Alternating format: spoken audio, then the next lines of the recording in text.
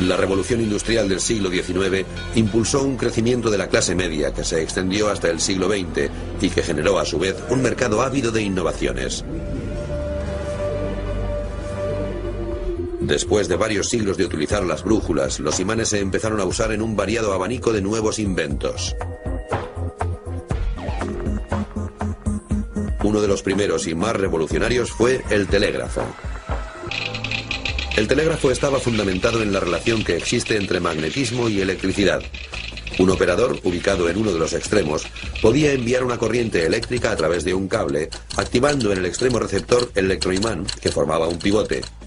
Su polo norte era entonces atraído por el polo sur del imán permanente instalado en el telégrafo.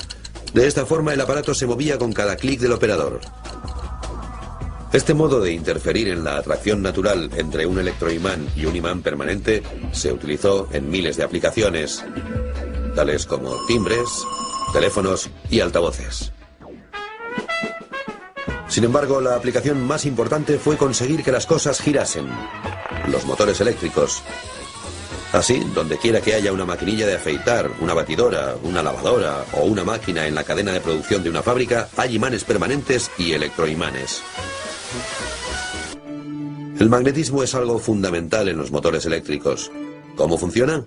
El motor utiliza la atracción de los polos opuestos y la repulsión de los polos iguales para hacer girar la armadura, que es lo que se mueve en el motor. Este motor tiene dos imanes permanentes. El electroimán es el rotor que se encuentra dentro. Aunque un aparato eléctrico no contenga imanes en su interior, estos están siempre presentes, puesto que el aparato necesita corriente eléctrica para funcionar, y la corriente eléctrica es posible gracias a los imanes y los electroimanes. Para convertir el movimiento mecánico, una turbina de viento, la fuerza del agua o el movimiento de un motor de gasolina en electricidad, necesitamos un campo magnético. Necesitamos generadores cuyo fundamento clave es el magnetismo. Los imanes juegan un papel crítico en los generadores que producen energía. Cuando el generador gira, los imanes pasan cerca de cables de cobre y debido al efecto Faraday, estos imanes están induciendo corriente en los cables de cobre, produciendo electricidad. El desarrollo de la industria eléctrica supuso un auge en el uso de imanes. Además, este desarrollo hizo que los imanes mejoraran y con ello la propia industria. El primer gran avance en la manufactura de los imanes se dio en 1900. Alnico. El nombre es la abreviación de una aleación de hierro que contiene otros tres metales adicionales: aluminio, níquel y cobalto. Los cuatro elementos se fundieron para producir imanes de calidad superior.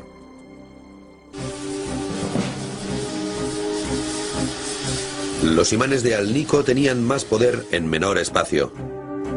Estas piezas en particular aún no han sido magnetizadas. La corriente proviene del magnetizador. Contiene un grupo de capacitadores que almacenan electricidad. El material se sitúa dentro del contenedor, que es un electroimán conectado al magnetizador.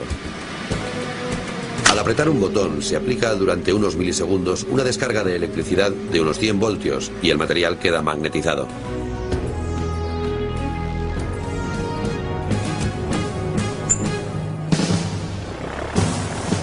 El uso más dramático de los imanes de Alnico se dio quizás durante la Segunda Guerra Mundial.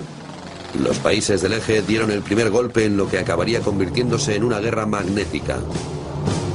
El ejército alemán utilizó brújulas de agujas imantadas para posicionar minas submarinas que hundieron gran cantidad de barcos británicos. Cuando un barco de acero pasaba entre las minas, la aguja rotaba, accionando el mecanismo eléctrico que hacía estallar la bomba. Ya habéis leído en los periódicos sobre la última arma desarrollada por los alemanes. Rápidamente los aliados buscaron soluciones al problema. La guerra dio un giro cuando los aliados emplearon imanes de Alnico para crear campos magnéticos en tubos de vacío llamados magnetrones. Estos generaban microondas muy poderosas utilizadas por los sistemas aliados. Los países del eje no disponían de los materiales necesarios para fabricar imanes de Alnico, de manera que el magnetrón y el radar de los aliados resultaron letales para la marina y la aviación alemanas.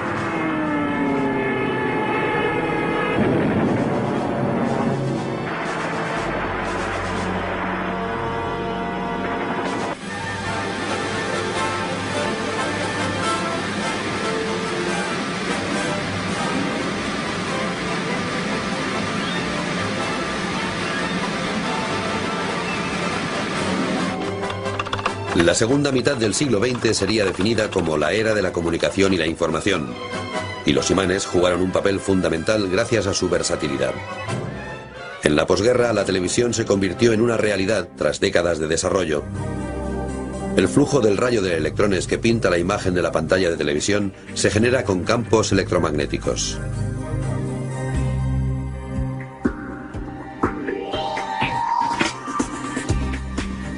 Años más tarde, los reproductores de vídeo se hicieron compañeros inseparables de la televisión, gracias de nuevo a los imanes y al material magnético. El motor del vídeo, como cualquier motor eléctrico, está hecho de imanes y electroimanes. El cabezal es un imán que toma la señal, y la cinta en sí es denominada magnética. El plástico, cubierto de millones de pequeños imanes, sirve como unidades de memoria para almacenar la información. Los ordenadores reducen toda la información a ceros y unos. Esto se traduce en nortes y sures en las minúsculas barras magnéticas incrustadas en cinta y disquetes. Ello hizo posible la era de los ordenadores. Esta misma tecnología también nos ha dado la tarjeta de crédito, que es una tira de cinta magnética. A medida que la tecnología iba encontrando aplicaciones nuevas y más útiles para los imanes, la industria magnética continuó desarrollando nuevos materiales. En 1950 se introdujo la ferrita, una nueva aleación que significó el primer paso hacia la reducción del tamaño de los motores y de los aparatos eléctricos. Debido a su bajo coste, la ferrita fue ampliamente aceptada y, lo que es más importante, sus propiedades magnéticas produjeron imanes más compactos que sus predecesores de Alnico.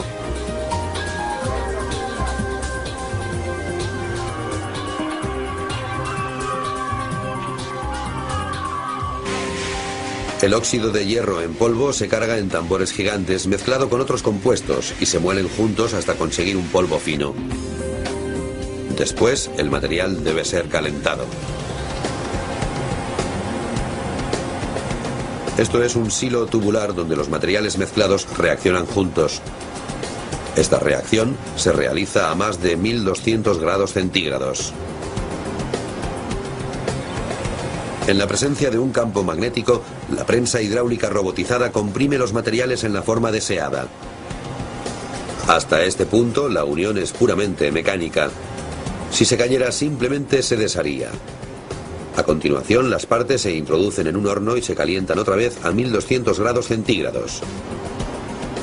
Esto hace que las moléculas se unan, ocasionando que la pieza final se endurezca y tenga una consistencia uniforme. Después del pulido, los componentes están listos para ser magnetizados. Los imanes de ferrita se utilizan ampliamente incluso hoy en día, sobre todo cuando no se necesita mucho poder magnético y el presupuesto es bajo. De hecho, el imán de vuestro frigorífico será seguramente ferrita. Pero una nueva generación de imanes está ahora en su máximo apogeo. Las denominadas tierras raras son aleaciones de metales, normalmente cobalto, samario y hierro, neodimio, boro. Juntos tienen gran poder en un espacio reducido, 100 veces más potente que los primitivos imanes de hierro y acero. En esta tabla podemos comparar la fuerza magnética de los imanes de ferrita, cobalto, samario y de hierro, neodimio, boro. Los imanes de tierras raras, junto con los transistores, prepararon el camino hacia la era de la miniaturización, aunque no fue fácil llegar hasta ahí. Aún a pesar de resultar 100 veces más caros que utilizando un imán de ferrita, muchos procesos requerían de la miniaturización a toda costa. Por ejemplo, un audífono que antes se acomodaba detrás de la oreja, ahora cabe en el conducto auditivo. Este proceso de miniaturización fue el responsable de los pequeños auriculares de los aparatos de música portátiles y de los teléfonos móviles que caben en la palma de la mano. Pero quizás la innovación más impresionante producida gracias a los imanes de tierras raras fue la que vino con los ordenadores portátiles. Los imanes de tierras raras facilitaron la creación de discos duros en miniatura para el interior de los ordenadores portátiles. Los imanes tierras raras también hicieron posible aplicaciones para el automóvil impensables hasta poco antes, todas ellas funcionando con imanes operando en minúsculos motores. Al final es el consumidor y su demanda de productos más pequeños, más cómodos y más eficientes los que han generado la variedad y el número de ingenios magnéticos que utilizamos hoy.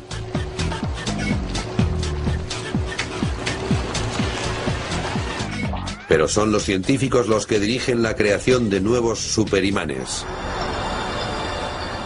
En el campus de la Universidad Estatal de Florida está el Laboratorio Nacional de Altos Campos Magnéticos.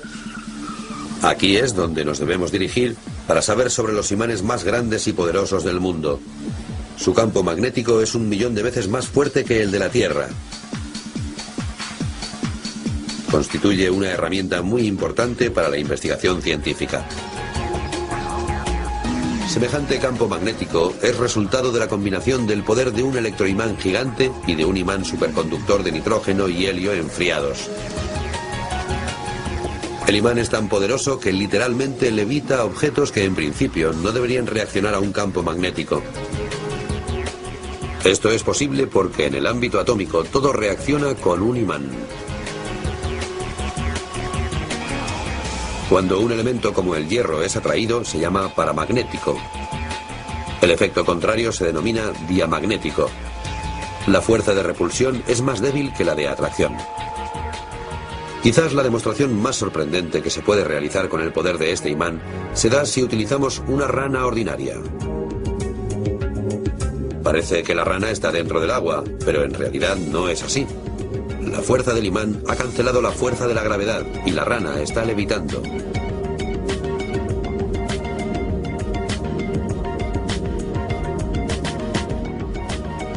Aunque parezca increíble, esto es una pequeña muestra de lo que los científicos pueden hacer en este laboratorio.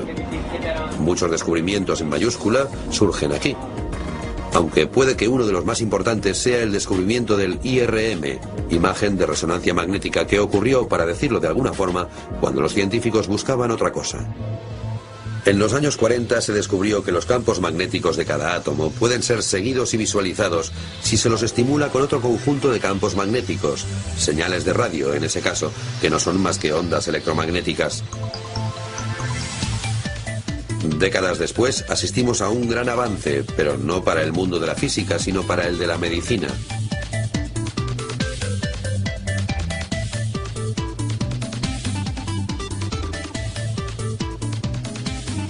Tras años de investigación y experimentación, el doctor Raymond Amadian y sus colaboradores inventaron la IRM, minúsculos imanes en el núcleo de nuestros átomos que pueden ser visualizados.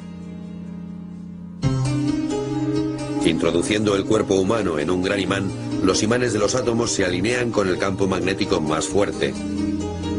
Si producimos un campo magnético alterno, podemos hacer que los núcleos de los átomos se muevan, y cuando se mueven, podemos detectar la señal. Cuando desactivamos el campo magnético que origina la moción, los momentos nucleares vuelven a su orientación original en el campo magnético e inducen un voltaje en el espiral detector, que será la señal que origina la imagen. La ciencia que utiliza campos magnéticos altos para probar la naturaleza de la materia comenzó en los años 40 en el Instituto de Tecnología de Massachusetts, MIT. Bajo la supervisión del Dr. Francis Bitter, la doctora Carolina Ross continúa con esta tradición en el MIT, utilizando un imán que genera campos magnéticos altos para intentar hallar nuevos materiales que hagan que los ordenadores funcionen mejor. Este imán utiliza los mismos principios que la IRM para detectar si las características magnéticas de un material son apropiadas para almacenar datos en un nuevo formato. MMAA, memoria magnetorresistiva de acceso aleatorio, requerirá muchas pruebas, pero cuando la MMAA sea realidad, habrá valido la pena tanto esfuerzo y supondrá un triunfo tecnológico más para los imanes y el magnetismo. Físicos nucleares también están utilizando imanes para estudiar la materia, aunque sin ningún objetivo específico. Más bien se trata de resolver los misterios del universo jugando con electroimanes gigantes que guían las partículas nucleares a la velocidad de la luz.